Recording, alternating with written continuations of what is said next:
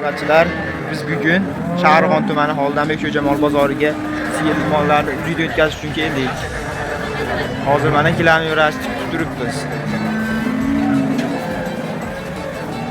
Mana kilometrajimiz ham keldi, ishlarni boshlaymiz endi.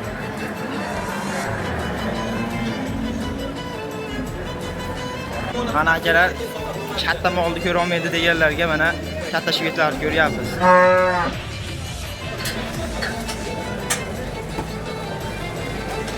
Mol bo'g'oz ekan. Mol bo'g'oz. Mol 1,5 oylik bo'g'oz ekan. Mana ko'ring. Ikkinchi oyda. Ikkinchi shvetimiz. 1,5 oyda. 40 ming. Naqamlar hamma chukiga berib ketyapti. Bu yerda bir xilda 100 ga borsam ham lekin. Bu ham 2 oylik. 2 oylik. Mana borasiz. Sement sigirimiz keldi, hozir tekshiramiz. Katta narsalar. Katta mollar tekshirib momentga ko'ra olmaydi deganlarga mana sement sigir. Hali otib sotib qo'ying. Bittasinimi? Kichkinasini.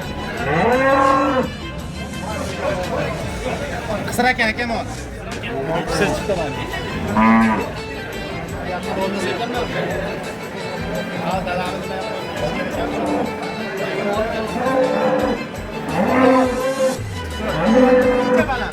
Joylik.